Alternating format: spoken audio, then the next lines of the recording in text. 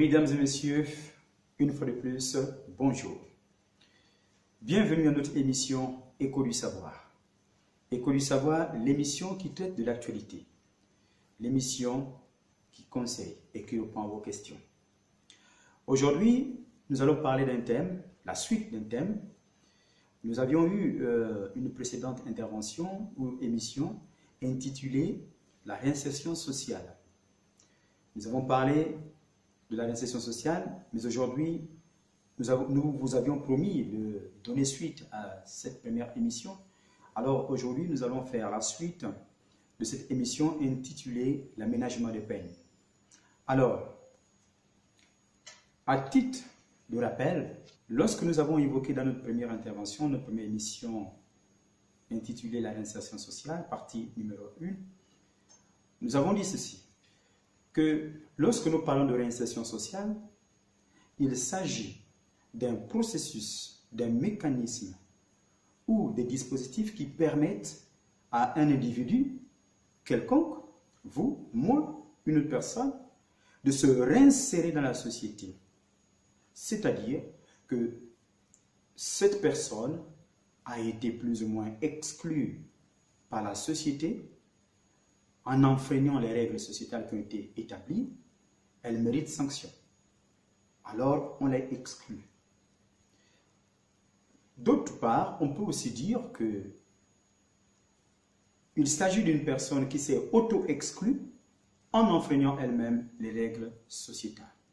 Par conséquent, je résume, la réinsertion sociale des détenus ou des personnes placées sous main de justice n'est que le processus qui permet à toute personne ayant été exclue par la société ou toute personne qui a été emprisonnée ou pas, de revenir parmi les siens, c'est-à-dire la société. Nous avons vu dans notre précédente intervention que lorsque la personne qui a enfreint aux règles sociétales avait été jugée par ses pairs, ça peut être un tribunal correctionnel ou un tribunal, une cour d'assises, pardon. Cette personne était envoyée en prison pour le premier cas, mais aussi, elle peut bénéficier aussi d'une certaine mesure qui peut lui permettre, n'est-ce pas, de ne pas aller systématiquement en prison et, disons, d'obtenir une liberté conditionnelle après jugement. Mais nous étions restés sur le cas où la personne était là en prison. Nous avions dit, en milieu pénitentiaire, qu'est-ce qui se passe? La personne arrive en prison et au sein de la prison, il y a du moins il y a la direction, du moins il y a les SPIP, le service pénitentiaire d'insertion et de probation, qui travaille en collaboration avec la direction de l'établissement pénitentiaire pour qu'ensemble, le détenu puisse participer à des activités sportives, à des activités culturelles, des activités éducatives, suivre une formation, parce qu'il faut savoir qu'environ 15% de la population carcérale est illettrée, je veux dire, rentre en prison sans diplôme, contrairement à la moyenne nationale. Alors, en milieu pénitentiaire, le détenu va être soumis, sur proposition, de suivre une formation. Et il faut savoir que la formation est le dispositif le plus intéressant, le plus puissant ou le plus prometteur dans le processus de lutte contre la récidive, parce que l'objet de la réinsertion, c'est de lutter contre la récidive, c'est-à-dire que la personne détenue, on met tout ce processus en place pour éviter que cette personne, une fois sortie de prison, revienne encore à nouveau. Cela signifierait tout simplement que la réinsertion, le processus de réinsertion qui a été mis en place a échoué. Donc, en milieu pénitentiaire, la personne va effectivement travailler, suivre une formation, participer à des activités socio-éducatives, sportives et culturelles, grâce à la combinaison ou du moins au partenariat qui existe entre la direction de l'administration pénitentiaire qui travaille par le canal de son département de SPIP, c'est-à-dire le service pénitentiaire d'insertion et de probation, et qui, à son tour, a des fonctionnaires qu'on appelle les CPIP, les conseillers pénitentiaires d'insertion et de probation, qui font un travail remarquable pour aider les détenus à suivre, du moins à se mettre dans ce processus de réinsertion grâce aux activités qui sont mises au sein de la prison. Ceci était juste un petit récapitulatif. Revenons à notre sujet.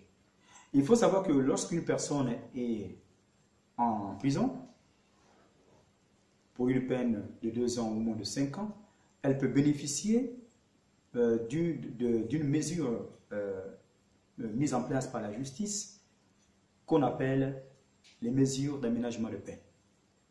Quel est le but des mesures d'aménagement de peine?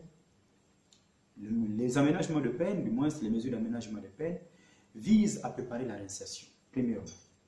De lutter contre la récidive, deuxièmement. De maintenir ou de restaurer les liens familiaux, les liens sociaux, et surtout de permettre à l'individu qui est placé sous l'autorité de l'administration pénitentiaire de retrouver un travail. Voici les buts principaux des aménagements de peine. Comment cela se matérialise-t-il? Alors, avant de répondre à cette interrogation, il faut savoir qu'il existe plusieurs mesures d'aménagement de peine. Je m'en vais les citer. Nous avons la juridiction, il faut savoir que la juridiction de l'application de peine au préalable peut aménager les peines d'emprisonnement ferme en prononçant des mesures suivantes. Permission de sortir, première mesure d'aménagement de peine. Liberté conditionnelle, une deuxième mesure. Suspension de peine pour raison médicale. Et oui, il arrive en prison que les personnes soient gravement malades et que le juge d'application de peine, grâce à une commission réunie au sein de la prison, peut décider de suspendre la peine pour des raisons médicales. Liberté, du moins la semi-liberté, vous avez le placement à l'extérieur, vous avez le placement sous surveillance électronique, en abrégé PSE. Ce sont des mesures, pour ne citer que celle-ci ou celle-là, qui vont permettre à l'individu incarcéré pour une peine courte de bénéficier d'une possibilité de sortir afin de se reconstruire. Donc le but principal de ces aménagements de peine est de mettre le détenu sur la voie de la réhabilitation, sur la voie de la restauration. À la question de savoir comment cela se manifeste-t-il, il faut savoir que pour bénéficier des aménagements de peine, il faut déjà qu'on ait une peine, on va dire une peine acceptable, moins de 2 ans, moins de 5 ans, et pour en partie une peine qui a déjà été un peu exécutée. Il faut avoir une bonne conduite, il faut regretter son acte. Si on a commis un crime par exemple, il faut vraiment regretter son acte et promettre de ne plus recommencer. Il faut un projet de sortie, c'est-à-dire que vous n'allez pas devant le juge d'application de peine pour demander un aménagement de peine sans avoir un projet de sortie. Vous demandez à sortir pour certainement aller chercher du travail, pour certainement aller travailler, ou bien parce qu'on a déjà un emploi, ou bien une promesse d'emploi, ou bien pour restructurer les liens familiaux. Vous demandez à sortir parce que vous avez tellement fait bonne preuve au sein de l'administration pénitentiaire ou bien au sein de l'établissement qui vous garde en détention, que vous n'allez plus recommencer et que vous êtes prêt à changer complètement et à respecter les règles sociétales et à respecter la société pour ne plus être un poids sur le plan sécuritaire. Vous ne serez plus l'objet de troubles publics. À partir de ce moment, donc, il faut un projet de sortie. Vous expliquez les raisons pour lesquelles vous faites la demande des aménagements de peine. Une commission va se réunir au sein du juge d'application des peines, qui est la seule autorité capable de décider si oui vous sortez ou pas. À partir de cet instant, si vous avez une réponse positive, vous sortez. Mais le problème qui se pose, c'est de savoir, lorsque le détenu sort, que devient-il? Je m'avais succinctement vous donner quelques aperçus. Lorsque le détenu obtient les aménagements de peine, ou bien une mesure d'aménagement de peine qui lui a été accordée, ce dernier sort, il faut dire que d'après les statistiques, environ on va dire 60% pour les chiffres exacts, c'est tourne autour de 55% d'après l'étude de l'administration pénitentiaire. 55% de personnes qui sortent de prison de manière définitive ou de manière provisoire ne trouvent pas systématiquement un travail, et ces personnes, ma foi, pour certains, ont déjà brisé des liens de famille, ils ont été abandonnés. Pour certains qui étaient même mariés, le divorce s'est effectué pendant qu'ils étaient en prison. Les couples, l'autre partie s'est refait. Ces personnes ne représentent pas, lorsqu'elles sont dehors, une priorité.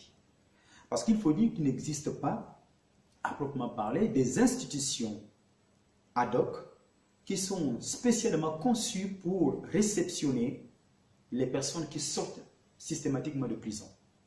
Ces personnes sont envoyées vers des associations qui font un travail remarquable, notamment les associations amoureuses au banc public, les associations La CIMAD, Secours catholique, Secours populaire, et j'en passe.